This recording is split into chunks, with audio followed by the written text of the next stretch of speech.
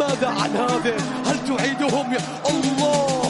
الله من الاستلام هدف، من الاستلام هدف، الاعتراض لكن الهدف. ولي العهد المغربي الامير مولاي الحسن اشرف بنفسه على الحفل تاع افتتاح كاس الامم الافريقيه في الرباط. الحفل كان مبهر، كان رائع، كان حماسي، جمع ما بين الاصاله والتراث تاع المغرب وافريقيا وبين الحداثه والمستقبل. تناغم مبهر للالوان والاهازيج، الايقاعات، اللوحات الاستعراضيه، كلها توري للناس الثقافه تاع افريقيا وتقول لهم رساله واحده: مرحبا بكم في ارض الضيافه المغرب، البيت الافريقي اللي غادي يكون بيتكم خلال شهر، خلال هذا التنافس الرياضي الذي رحبنا فيه ب 24 دوله افريقيه مختلفه.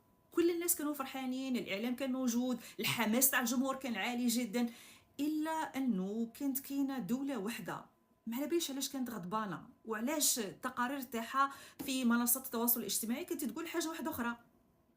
ما على باليش علاه يبكوا بزاف، وعلاه يقول لك حتى حاجه ما هي عجبتنا في المغرب، لا لي زوتيل، لا الطرق، لا البنيه التحتيه، لا الحفل تاع الافتتاح، والو. تا الامطار اللي نزلت امطاره ما عجبتهمش، تي هذيك داروها لكم حجره في الصباط.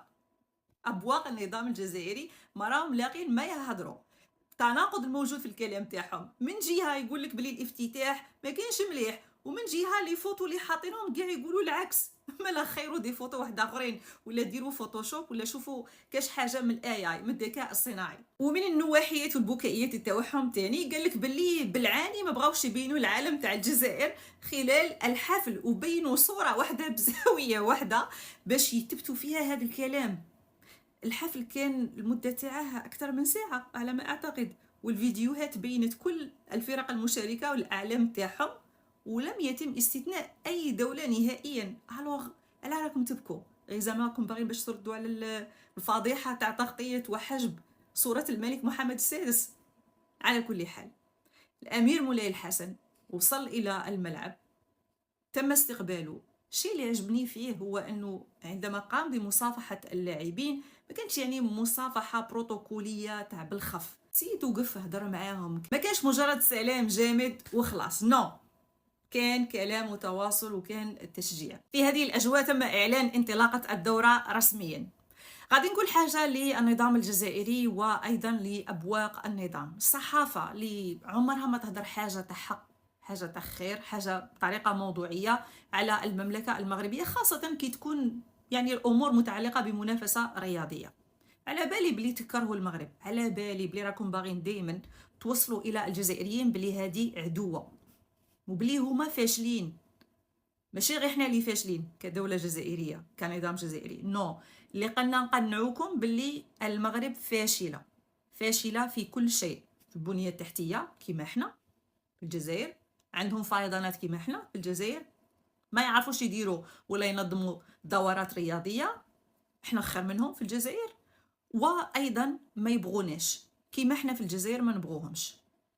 النظام الجزائري والابواق تاعو يبدو انه خلال هذه الدوره الرياضيه ما غاديش يقولوا كلمه تاع حق، ويبدو انه هذه الحرب التي تدار على المنصات وتدار عبر مؤسسات الصحافه الجزائريه اللي تصرف عليها المخابرات، ورئيس التحرير تاعها هو المخابرات الجزائريه، لن تتوقف خلال هذا الشهر، وقد تقوم بالتصعيد اكثر واكثر. لذلك نقول للناس ما تتفرجوا لهم، ما تشوفوهم، راهم كاينين قنوات دوليه راهي تغطي الحدث، ما تشوفوش كاع القنوات المغربيه يا سيدي، روحوا قنوات دوليه عربيه ولا غير عربيه وشوفوا التغطيه تاعهم وشوفوا الراي تاعهم وشوفوا التحليل تاعهم.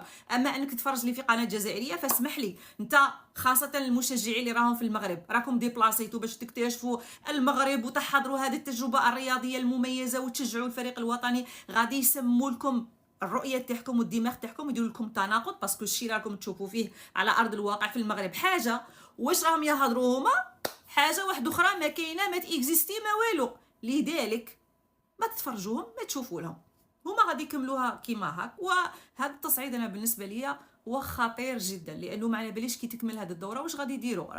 راه الفريق الوطني تم، وراهم مشجعين جزائريين تم، وراهم يشاركوا في فهمهم، وراهم يعايروا، وراهم يطيحوا، وراهم يديروا دي فيديو بطريقه استفزازيه، ما على باليش وراهم حابين يوصلوا. الوغ ما تطيحوش في الفخ، تبقى هذه المنافسه الرياضيه، والمملكه المغربيه دارت الواجب تاعها في التنظيم، في حفل الافتتاح، في استقبال الناس، في استقبال الفرق، في كل شيء راهي موفرة الأمن، راهي موفرة مساحة للناس باش يصوروا هما، يعني أشخاص أفراد راهم يديروا دي فيديو وراهم يقولوا هاشا كاين هاشا ما كانش. أغلبية الناس ردات الفعل تاعهم إيجابية جدا وراهم يهضروا في هضرات حق، لأنه كل شيء بالصوت والصورة.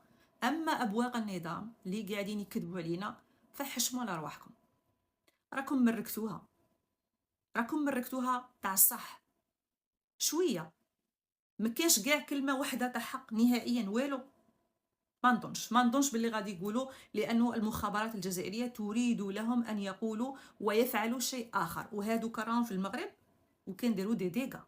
فمليح انه المملكه المغربيه رفضت تاشيرات بعض الجزائريين من المؤثرين والناس اللي يخدموا في هذه الصحف وفي هذه القنوات. مليح اللي ما ديتوش الفيزا، برافو على المغرب انه ما خلتكمش تدخلوا. اعتقد ايضا انه النظام الجزائري يشعر بالاحباط والغيره.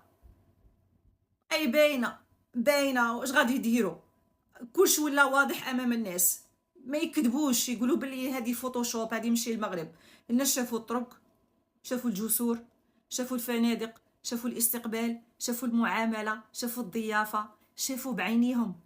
ماشي نتوما تقولوا لهم الكذب اللي كنتوا تكذبوه عليهم كي كانوا في الجزائر ما غاديش يمشي دروك، باسكو راهم على ارض الواقع، راهم في المغرب. فواش ديروا؟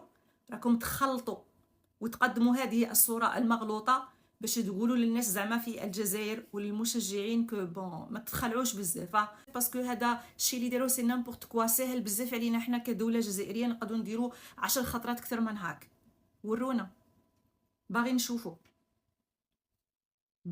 انا اريد ان ارى نهار اللي ديروها، نهار اللي تنظموا حاجه كيما هاك، نهار اللي تسقموا البلاد، نهار اللي تنقوا الشوارع من الوسخ ومن الزبل وتولوا دولة محترمة ونظام محترم وتبطلوا الكذب تاعكم، تما نتصنتوا لكم. في كل الأحوال الافتتاح كان رائع، ألف مبروك المملكة المغربية، النجاح المبهر في هذا الحفل اللي كان استثنائي وما كانش للمغرب نفسه، كان لكل الدول الإفريقية. برافو عليكم، ونتمنى أنه كل المباريات تكون في المستوى وأنه المشجعين